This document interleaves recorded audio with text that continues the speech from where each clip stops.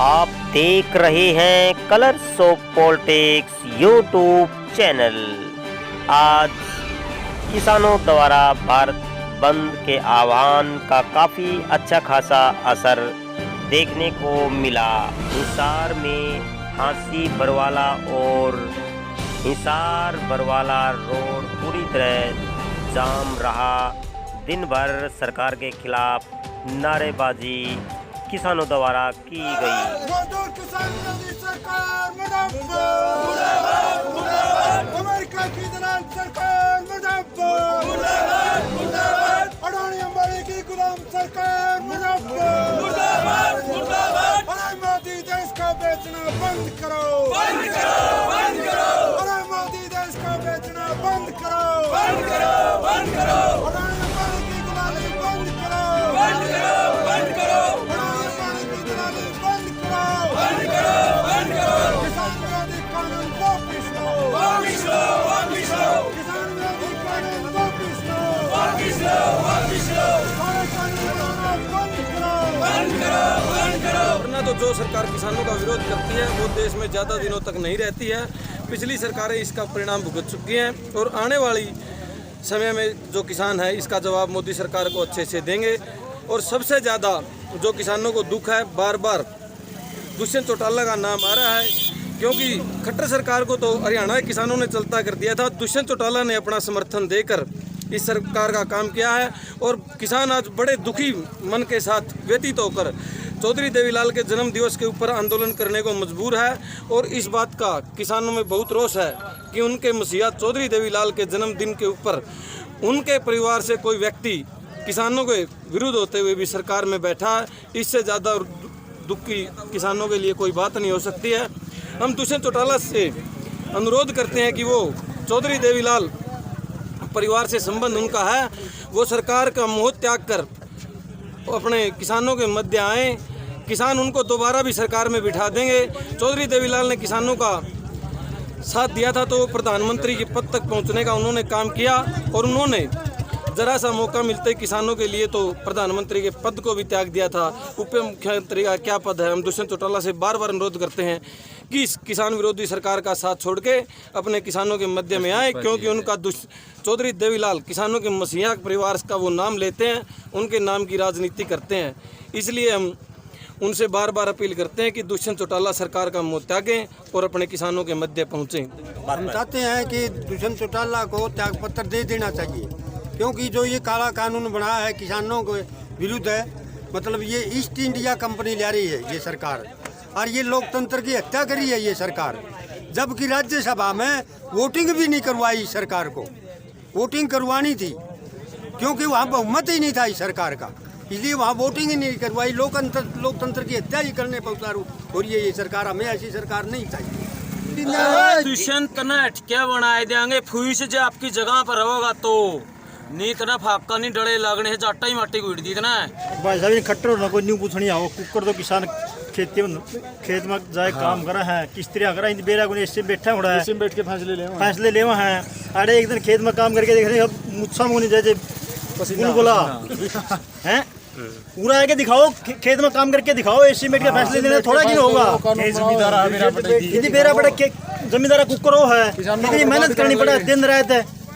किसानों ने बर्बाद करने लग रहे हैं, किसानों को सिर्फ बर्बाद करने के सिवाय इतना कुछ नहीं कराया, एक नाश करने लग रहे हैं। किसान अगर कोई सरकार हो, ये नहीं कौन सी भी सरकार हो चाहे, आज तक किसान के पक्ष की सरकार कोई बनी नहीं है। विपक्ष वाले भी नहीं को हमें न्यू मुद्दा ठहरे नहीं उठारे, कोई विपक्ष नहीं, कुछ नहीं है। किसान का नाश करने तुले हुए हैं, सब के सब बेईमान है, किसान का साथी कोई नहीं है। और मारेगा मैं कोई भी बीजेपी का जेजेपी का बढ़ेगा तो हम भाई बहिष्कार करें, काले झंडे दिखावांगे। कोई मंत्री हो, कोई एमएलए हो या सोच समझ के कहो, काम दो एक हो। नहीं सोच समझ के एसेंशियल कमोडिटी सरकार कहती है कि जैसे आलू है, प्याज है, ये जो गरीब भाई हैं हमारे, सरकार हमसे ज़्यादा दाम पर खरीदती है, सरकार गरीबों को कम दाम पर देती है, क्योंकि सरकार चाहती है कि देश में कोई भूखा न रहे। किसी व्यापारी के अंडर में ये जब पहुंच जाएंगी सारी चीज़ें, उसके गोदाम में लग जाएंगी तो वो अमीर गरीब का भेद नहीं करेगा और हमारे देश का जो मजदूर गरीब हमारा भाई है वो भूखा मरने के कगार पर पहुंच जाएगा। और किसान इस देश में किसी को भूखा नहीं देखना चाहता है और ना ही व्यापारियों का गुलाम बनना चाहता है। सरकार कहती कि व्यापारी आएंगे, कंपनी आएगी, नौकरी देंगी। सरकार किसानों को फायदा दे, 60% जनसंख्या तो वैसे ही नौकरी नहीं मांगेगी। और नौकरियों का जो हाल है, हमारे भाई जो दिल्ली में गुड़गांव में काम करते थे, लॉकडाउन में करके सरकार ने वो बर्बाद कर दिया है। जीडीपी हमारी माइनस में चली गई है। अगर व्यापारियों से इतना हमें मुनाफा होता तो जीडीपी हमारी आज माइनस में नहीं होती। अगर किसी जगह प्लस में जीडीपी है तो वो एग्रीकल्चर के सेक्टर में है और सरकार उसको भी माइनस में पहुंचाना चाहती है।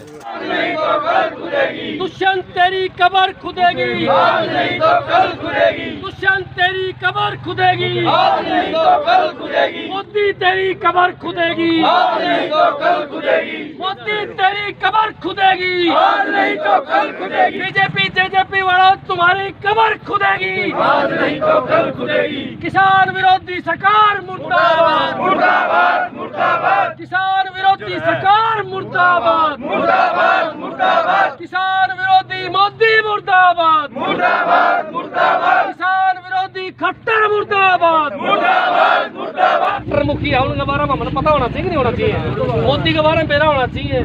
देख लो, एक बात बताऊं मैं तुमने, दुष्यंत का नाम तो लोगों ने धर दिया खोपर है, खोपर धर दिया भाई है, सही बात है। धर्म करने धर दिया भाई है भी खोपर है, यह भी सच्ची बात है।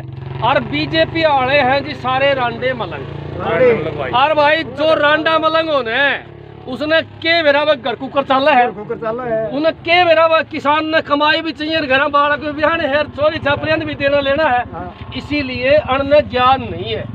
एक बार क्या होया, हम चले गए ताऊ खटरे गांव में, हम ताऊ खटरे गांव में चले गए तो जाके पूछने लग गया हमें, मारा मार ताऊ यो खटरे ना नू का हमने ब्याह कराया कोनी देश खातर।